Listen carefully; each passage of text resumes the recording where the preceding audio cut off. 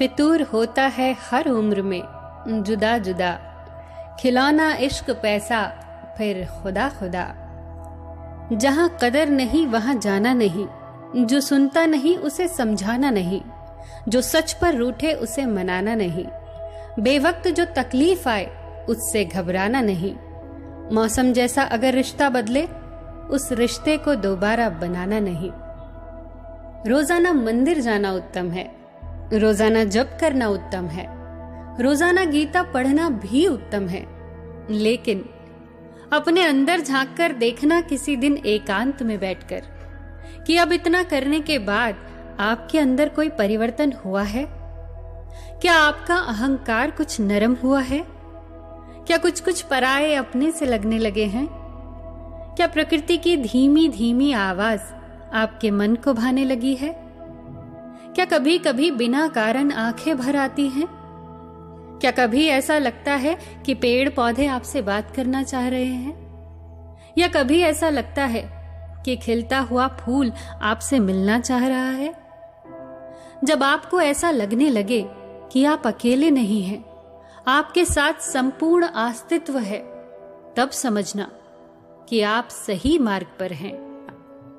7 चीजों की कभी शिकायत मत करना। अपनी किस्मत की, औलाद के सामने अपने बड़ों की, अपना खुद का मकान होते हुए उसकी हालत की, अपने माँ बाप और गुरु की, पत्नी के सामने उसके घर वालों की, गैर के सामने दोस्तों की, और रुखसत होने के बाद अपने मेहमानों की शिकायत कभी किसी से मत करना।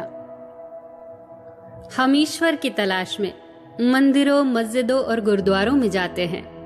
वहां पहुंचकर हम जूते तो बाहर उतार देते हैं, पर अपना अहंकार, गुरूर, अपनी मैं अंदर ले जाते हैं।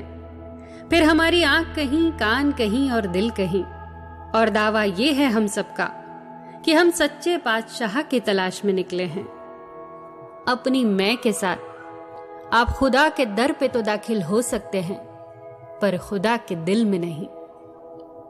एक फकीर ने एक दरवाजे पर दस्तक दी तो भीतर से आवाज आई, कौन है बाहर? फकीर ने जवाब दिया, मैं हूं।